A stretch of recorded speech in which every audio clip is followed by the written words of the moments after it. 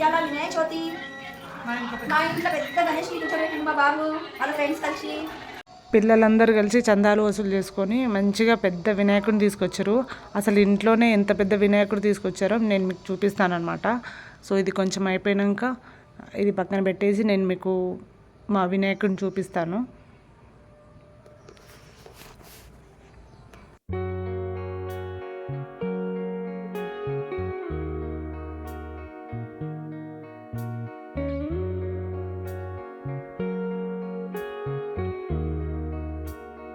బెల్లం తురిమి పక్కన పెట్టుకున్నాము.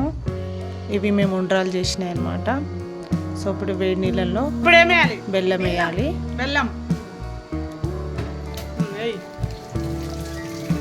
బెల్లం కొంచెం కరిగినాక కొంచెం కలపాలి. కరిగినాక వడగట్టుకోవాలన్నమాట. ఏమైనా కచ్చరా ఉంటే వెళ్ళిపోతుంది.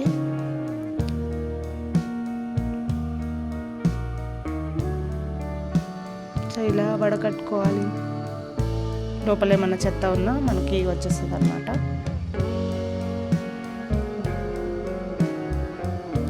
ఇప్పుడు మనం చేసిన ఉండ్రాలు ఇందులో వేసుకోవాలి.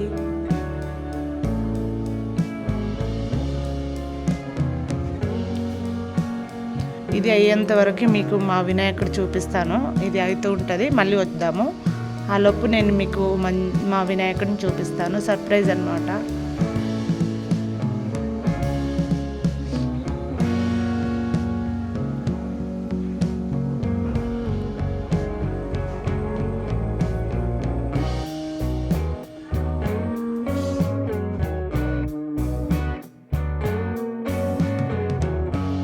చెప్పురా.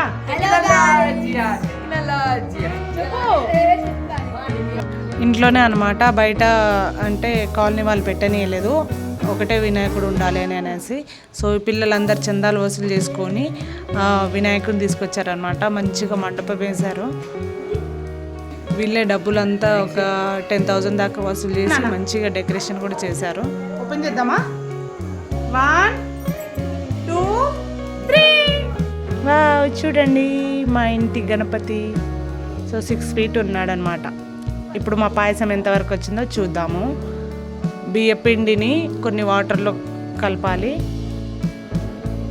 కలిపి పాయసంలో పోయాలన్నమాట. మంచిగా చిక్కగా వస్తుంది పాయసం.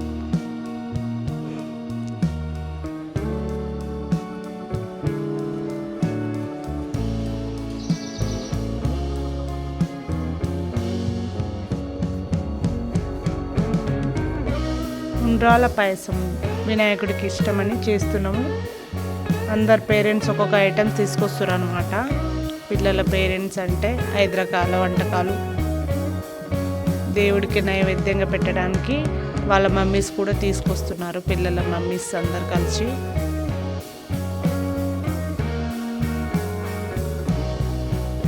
సో పాయసం మంచిగా చిక్కగా అయింది. ఇప్పుడు డ్రై ఫ్రూట్స్ అన్నీ నెయ్యిలో వేసి వేయించి ఇందులో వేయాలన్నమాట. యాలకుల పొడి కూడా వేసాము. ఇప్పుడు డ్రై ఫ్రూట్స్ వేసేస్తే పాయసం రెడీ.